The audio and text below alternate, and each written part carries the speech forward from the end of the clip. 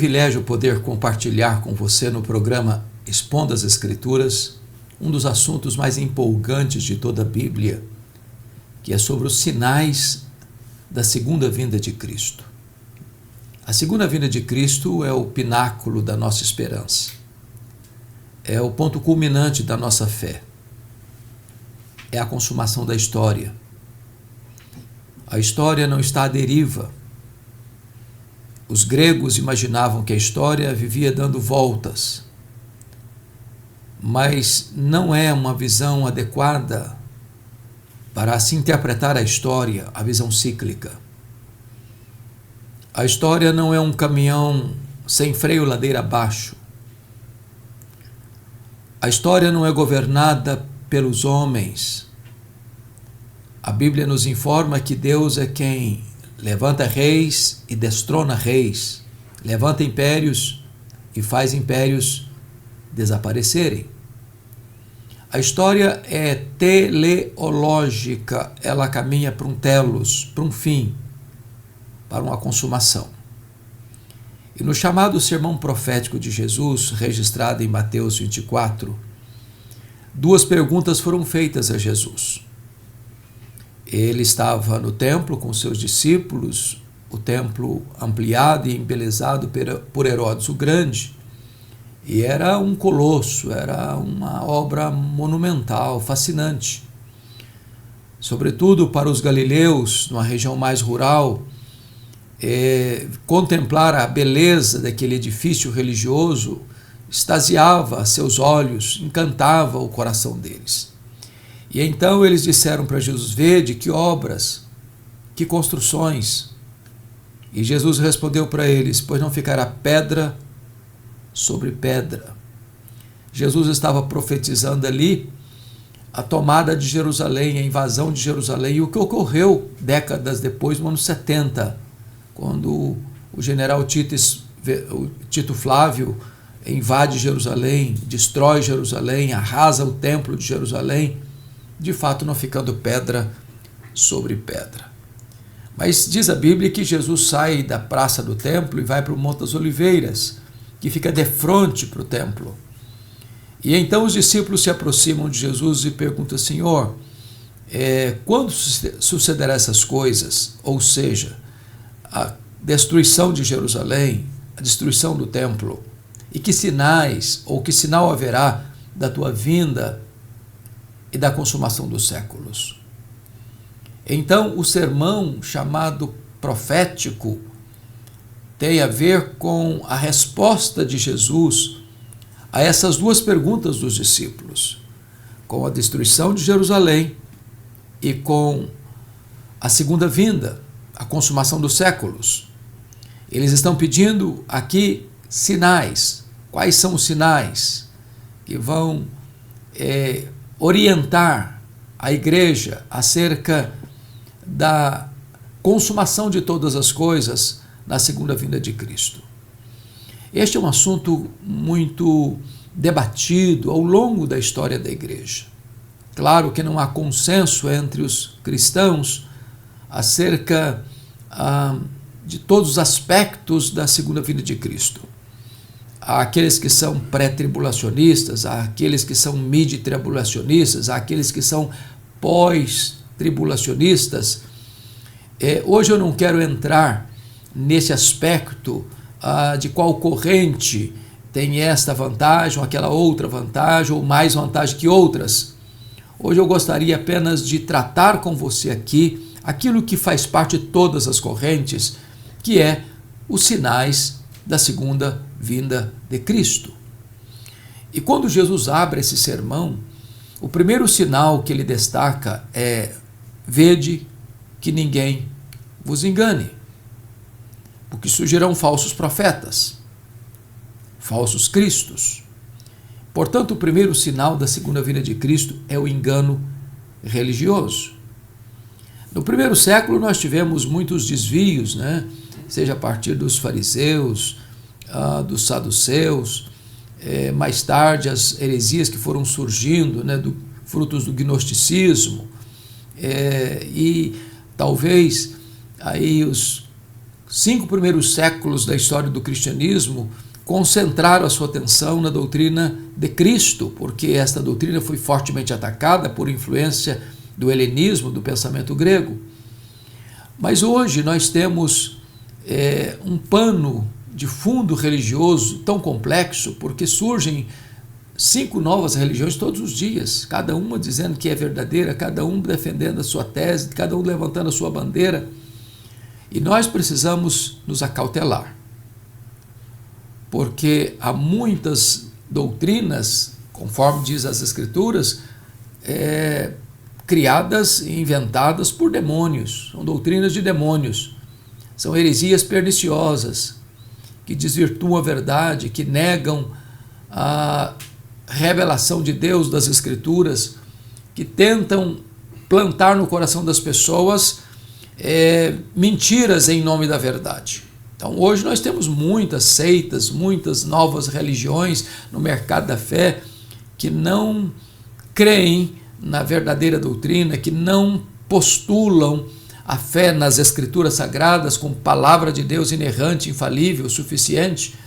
Então nós precisamos nos acautelar, porque essa proliferação de falsas igrejas, falsas doutrinas, falsos mestres, falsos profetas, falsos apóstolos, falsos crentes, está aí, visível, estampado diante dos nossos olhos, e isso é um sinal eloquente da segunda vinda de Cristo. Segundo lugar, Jesus diz que haveria guerras e rumores de guerras. O mundo é um mundo das guerras, desde que Caim tingiu a terra com o sangue do seu irmão.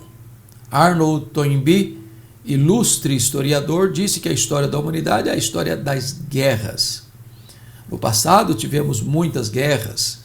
Impérios se levantavam e conquistavam terras, territórios, formavam uma aglomeração de nações súditas de seu reino e dominavam o mundo. Tivemos o Egito, tivemos o Império Assírio, tivemos o Império Babilônico, o Império Medo-Persa, o Império Greco-Macedônio, o Império Romano. De lá para cá, nós tivemos tantas nações poderosas, né? E o mundo muito marcado por guerras, guerras étnicas, guerras tribais, guerras religiosas, guerras por motivações econômicas, ideológicas. O século passado foi ferido por 2 sangrentas guerras mundiais, 1914, 1918, a Primeira Guerra, com mais de 30 milhões de pessoas mortas. Segunda Guerra, 1939 a 1945, mais de 60 milhões de pessoas mortas. Tivemos depois atrocidades terríveis nas mãos da ditadura do comunismo, né, com Stalin, depois com Mao Tse-tung na China. E hoje temos tantas outras guerras, né? A invasão da Rússia hoje é a Ucrânia, o ataque terrorista do Hamas a Israel. O mundo está hoje pisando sobre ovos, está hoje vivendo esse clima tenso de ameaças até de armas nucleares. Então, isso aí aponta para um fato: a segunda vinda de Cristo. Mas Jesus, além disso, alerta que, como sinal da sua vinda, haverá fomes e terremotos em vários lugares. De certa forma, a fome é filha da guerra. Onde tem guerra, tem miséria, tem pobreza, tem escassez. Não só de liberdade, mas também de pão sobre a mesa. Pessoas que precisam sair de casa, deixando tudo para trás, buscar um abrigo num outro país, numa outra nação. E a crise migratória no mundo ela é avassaladora, né, em virtude das guerras. E as fomes vêm em consequência disso, vêm em consequência dos regimes totalitários, porque onde os regimes totalitários do comunismo, por exemplo, foram implantados, a população gemeu e amargou grande pobreza, grande pobreza. E a fome é fruto disso. Então não se encante com as ideologias marxistas, comunistas, totalitárias, porque onde elas foram implantadas, elas geraram pobreza generalizada e uma liderança que vive no fausto, no luxo, mas o povo amarga a terrível pobreza e terrível escassez. E as fomes, sejam elas por problemas políticos, ideológicos ou mesmo climáticos, é um sinal também eloquente da segunda vinda de Cristo. Mas ele fala de terremotos, né? Os abalos sísmicos. A terra sempre foi abalada por terremotos, né? Porém, se você fizer um estudo dos aspectos sísmicos do século XX para cá, nós já tivemos mais terremotos e grandes terremotos do século XX para cá do que no restante da história da humanidade. Então, quando você ler sobre um grande terremoto que atinge o Japão, o México, Haiti, o Chile, outros países do mundo, não leia apenas isso como uma questão da natureza, de um abalo sísmico, das placas tectônicas, mas veja nisso também um sinal da segunda vinda de Cristo. Aliás, no livro de Apocalipse, quando trata das trombetas, o alerta de Deus à humanidade, as trombetas ao soar, atingem o quê? Os rios, os mares, a terra, os astros, os homens, aquilo que nós achamos que são apenas fenômenos naturais, as vozes da natureza ou os gemidos da natureza, tem por trás também um alerta de Deus, um aviso de Deus, uma trombeta de Deus, dizendo para o homem se arrepender e se voltar para Deus enquanto é tempo. É por isso que são sinais, são placas de aviso de Deus para a humanidade acerca da segunda vinda de Cristo. Mas prosseguindo no Sermão do Monte, no sermão profético, Jesus falou também da perseguição religiosa. Então sereis atribulados e vos matarão. Sereis odiados de todas as nações por causa do meu nome. Note que os cristãos, eles são odiados e perseguidos, não é porque eles são criminosos, não é porque eles fazem coisas erradas, não é porque eles são transgressores da lei e perturbam a ordem social, não é porque eles são venais, venenosos nas suas atitudes, nas suas ações, não é porque eles exploram o próximo, não é porque eles roubam o erário público, não é porque eles matam, sequestram e patrocinam o crime, não. Eles são perseguidos e são odiados no mundo todo por causa do nome de Jesus. Saiba disso, Jesus é a pessoa mais amada do mundo e a mais odiada. E sabem por que as pessoas odeiam Jesus? Porque ele está vivo.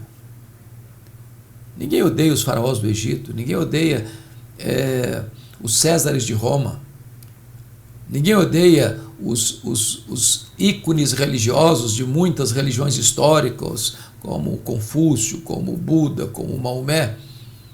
Eles estão mortos. Mas Jesus ressuscitou, ele está vivo. E por isso ele é odiado, e por isso ele é perseguido. E o mundo persegue Jesus na igreja. Por isso que quando Saulo de Tarso matava os cristãos, Jesus o confronta no caminho de Damasco e pergunta: por que me persegues? Porque perseguir os cristãos é perseguir o próprio Cristo. Perseguir o corpo é perseguir a cabeça. E essa onda cristofóbica que existe no mundo hoje é o cumprimento de um dos sinais da segunda vinda de Cristo. Pode ter certeza, o mundo vive hoje uma onda de cristofobia. Por quê? Porque os valores cristãos, os princípios cristãos, os ensinamentos de Jesus desmascaram a hipocrisia da sociedade, confronta o orgulho, a soberba, a ganância, a avareza, a promiscuidade. Esta onda de desconstrução da vida, da família, do casamento. Os ensinamentos de Cristo estão na contramão de toda esta avalanche ideológica que tenta assaltar o mundo desse globalismo. Então os cristãos que levantam a bandeira do Evangelho são perseguidos, são odiados. Não porque eles são pessoas más em si mesmas, mas porque eles creem no Senhor Jesus, porque eles são cristãos e defendem valores e princípios absolutos numa sociedade rendida à ditadura do relativismo. Mas o Senhor Jesus prossegue. No versículo 12 ele diz: e por se multiplicar a iniquidade, o amor se esfriará de quase todos. Aqui tem duas coisas muito importantes, uma causa, outra consequência. A causa é que a iniquidade se multiplica. Nós estamos vivendo, de certa forma, uma espécie de retorno a Sodoma e Gomorra. A Billy Graham, certa feita, chegou a dizer que se Deus não punisse a América, teria que pedir desculpas no dia do juízo a Sodoma e Gomorra.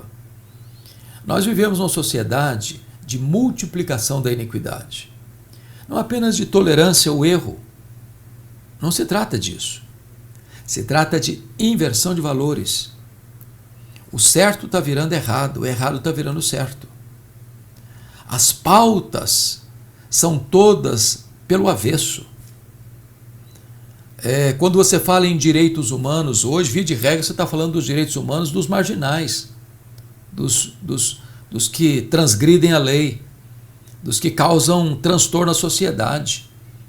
Mas não se fala do direito humano do trabalhador que levanta de madrugada, que pega um metrô, que pega um trem, que pega um ônibus, que caminha 2 horas para chegar no trabalho, para trabalhar até o final do dia, para voltar para casa à noite, para retornar de madrugada. Esse não é valorizado, esse não é lembrado.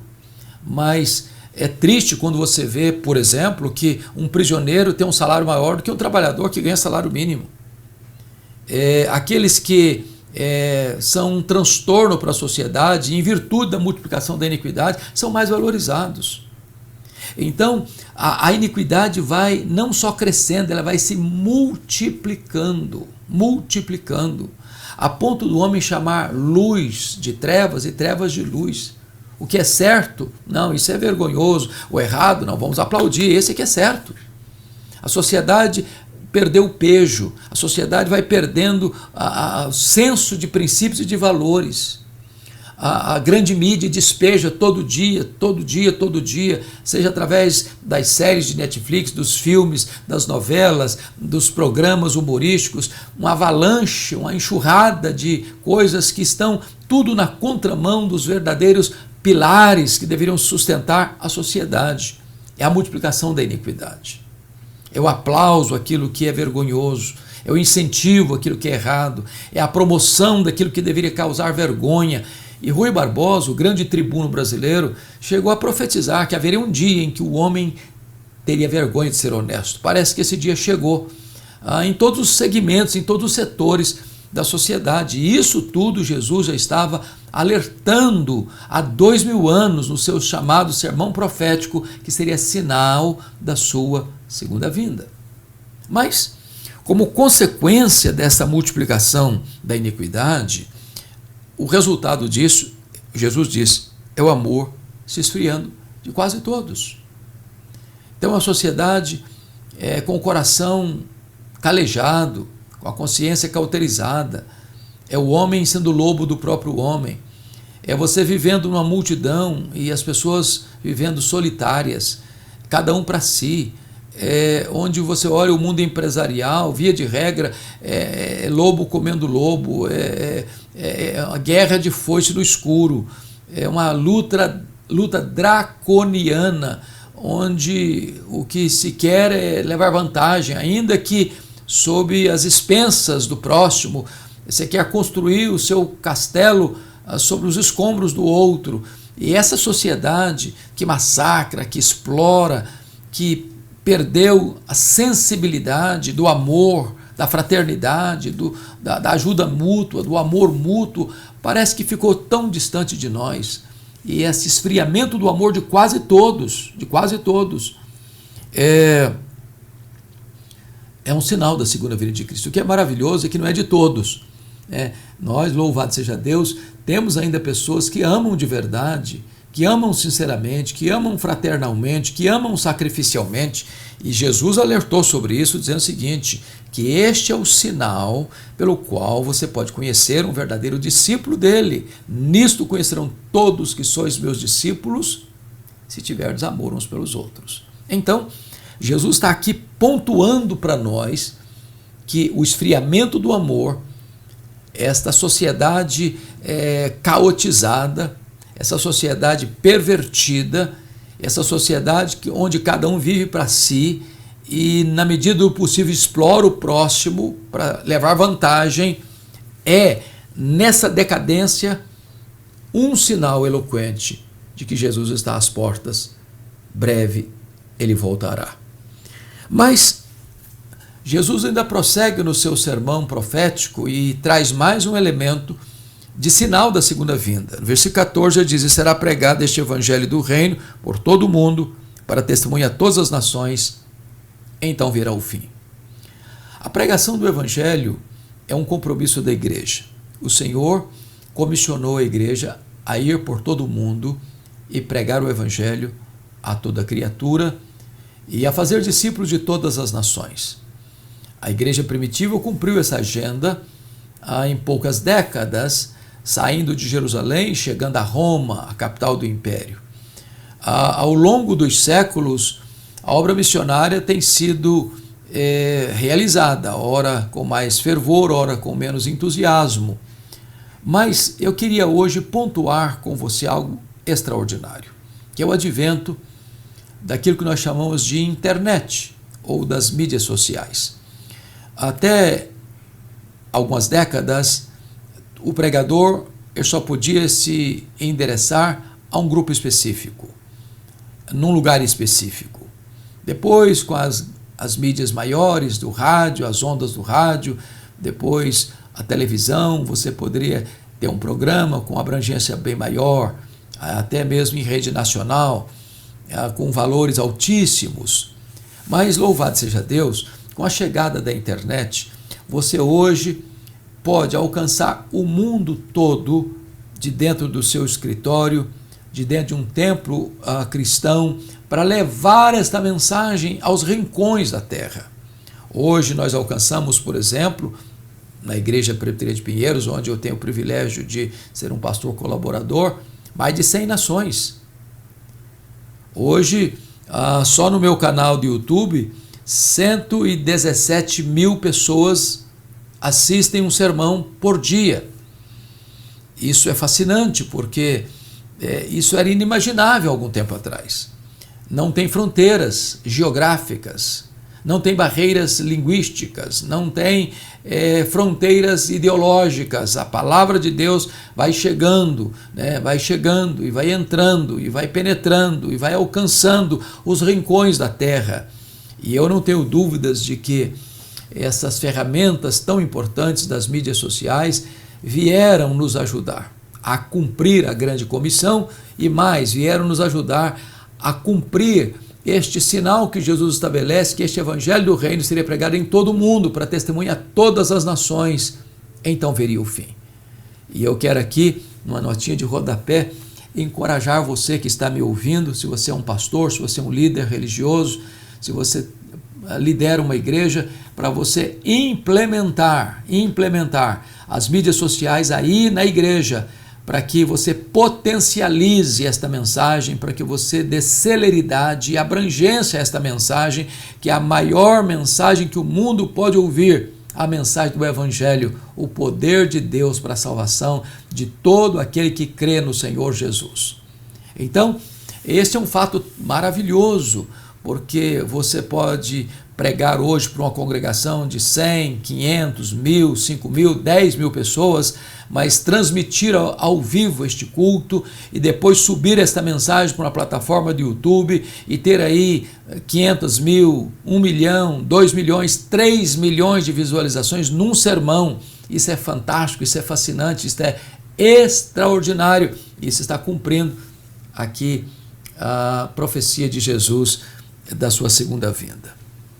E então, quando Jesus voltar, ainda ele vai trazer aqui no sermão profético algo interessante. Veja bem, Versículo 15, ele diz assim: quando, pois, virdes o abominável da desolação, de que falou o profeta Daniel, agora está falando do anticristo, no lugar santo, quem lê entenda, então os que estiverem na Judéia fujam para os montes, e quem estiver sobre o eirado não desça para tirar coisa alguma de casa, e quem estiver no campo não volte atrás em buscar coisa alguma na sua casa, sua capa. Ai das que estiverem grávidas e das que amamentam naquele dia, orai para que a vossa fuga não se dê no inverno nem no dia de sábado. Do que ele está falando? Jesus está aqui ilustrando a primeira pergunta com a segunda pergunta, porque a primeira pergunta dos discípulos é: quando sucederão essas coisas? E essas coisas que estão falando era a destruição do templo de Jerusalém. Não ficará pedra sobre pedra. Mas depois eles fazem a segunda pergunta: que sinais haverá da tua vinda e da consumação dos séculos? Então Jesus ilustra a chegada do anticristo, que ele chama aqui de o homem, o abominável da desolação, com a invasão de Jerusalém. Jerusalém foi cercada pelo general Tito Flávio, e a cidade começou a sofrer fome, sede, e quando a cidade estava completamente devastada pela falta de recursos, ele entra na cidade, destrói a cidade, arrasa o templo de Jerusalém, passa o fio da espada a milhares de pessoas, dispersa as pessoas que moravam ali para o mundo todo. Nós chamamos isso da maior diáspora de todos os tempos, né? 1000 judeus conseguiram fugir e se encastelar lá na fortaleza de Massada, às margens do Mar Morto, e então essa foi a maior diáspora dos judeus de todos os tempos, do ano 70 a 14 de maio de 1948, quando Israel retornou para o seu território. E ele está dizendo o seguinte: nessa invasão, era dramático, por exemplo, a pessoa entrar na cidade, não vale a pena entrar na cidade, vai ser arrasada. Uma mulher grávida, ela não tem condições de correr, ela não tem condições de, numa hora de aperto, ter celeridade para fugir. O inverno, porque se for no inverno, a temperatura lá chega a temperatura abaixo de 0 grau e você não consegue andar com tranquilidade, fugir com rapidez em inverno tão rigoroso. No sábado, porque eles tinham as regras do sábado e não podiam andar mais do que certa distância. Então Jesus está ilustrando aqui o cerco de Jerusalém, a invasão de Jerusalém, mas ilustrando com a chegada do anticristo. A chegada do anticristo, o abominável da desolação. Esse abominável da desolação, quando ele chegar, nós vamos ter um período que a Bíblia chama de a grande tribulação, o pouco tempo de Satanás, a manifestação do homem da iniquidade e a apostasia. Vai ser um tempo de grande tribulação, e Jesus diz assim: porque nesse tempo haverá grande tribulação, como desde o princípio do mundo até agora não tem havido, nem haverá jamais, nem haverá jamais. E Jesus alerta: não tivessem aqueles dias sido abreviados, ninguém seria salvo, mas por causa dos eleitos, dos escolhidos, tais dias serão abreviados. Então, a perseguição vai ser crudelíssima. A grande tribulação será avassaladora. Apocalipse 14, capítulo 13 chega a dizer que todas as nações da terra vão adorar o anticristo. A pergunta que vai surgir é: quem pelejará contra o anticristo, contra a besta? Vai ser um poder ditador, cruel, opressor, porém, um grupo não vai adorá-lo. Todas as nações da terra vão adorar o anticristo, exceto aqueles cujos nomes estão escritos no livro da vida, exceto aqueles que têm o selo de Deus. Então, muito importante dizer isso a você. Jesus não vai perder nenhuma ovelha para o anticristo. Nenhum salvo vai ser enganado pelo anticristo. Agora, aqueles que são apenas crentes nominais, aqueles que apenas têm o nome num hall de membro da igreja, aqueles que apenas se declaram, mas não são de fato, esses vão se curvar, esses vão se dobrar, esses vão adorar esta figura patética, abominável, a abominação completa, o homem iníquo, o homem da iniquidade, o anticristo. Mas os cristãos que nasceram de novo, que foram selados com o Espírito Santo, que têm os seus nomes escritos no livro da vida, esses não vão adorar. A Bíblia diz que o anticristo vai matar os santos. Mas Apocalipse 12, versículo 11, diz que os santos vão vencer o diabo e os seus agentes pela palavra do testemunho e pelo sangue do Cordeiro. E o que significa isso? A palavra do testemunho, a palavra testemunho no grego é martiria, o mártir. É quando um cristão vai ser colocado na parede e perguntando assim: ou você nega Jesus ou eu te mato. E o cristão diz: eu prefiro morrer pela minha fé do que negar o meu Senhor. E morrendo, ele vence. Porque o interesse do anticristo, do diabo, é tornar a pessoa apóstata, negar a sua fé, negar a Jesus. Mas o cristão prefere a morte à apostasia. E preferindo a morte à apostasia, ele vence o diabo, ele vence o anticristo. Ele é mais do que vencedor, porque nem a morte, nem a vida poderá nos separar do amor de Deus que está em Cristo Jesus, nosso Senhor. Mas eu quero concluir, porque o texto diz que logo em seguida à tribulação daqueles dias, o sol escurecerá, a lua não dará mais a sua claridade, as estrelas cairão do firmamento, e os poderes do céu serão abalados. Então aparecerá no céu o sinal do Filho do Homem. Todos os povos da terra se lamentarão e verão o Filho do Homem vindo sobre as nuvens do céu com poder e muita glória.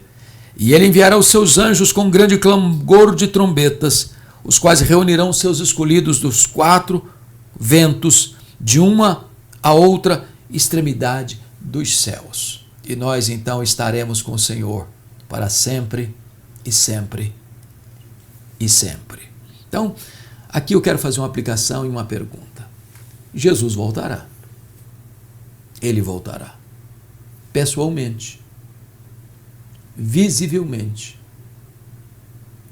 Audivelmente. Repentinamente. Inesperadamente. Inescapavelmente. Vitoriosamente. Gloriosamente. A pergunta é: você está preparado para encontrar-se com o Senhor seu Deus? Se a trombeta soar, você está pronto? Naquele dia não vai ter tempo mais para se preparar. Aquele que for pego de surpresa poderá perecer eternamente. Quando chegar o Senhor, quando a voz do noivo for ouvida, a porta será fechada e não haverá mais tempo para se preparar. Portanto, se hoje você está ouvindo a voz de Deus, não endureça o seu coração. Entregue-se a Cristo, renda-se a Ele, confesse-o como Senhor e Salvador da sua vida e aguarde este dia com muita expectativa, como que na ponta dos pés, dizendo: Maranata, ora vem, Senhor Jesus. Deus abençoe você, Deus abençoe o seu coração.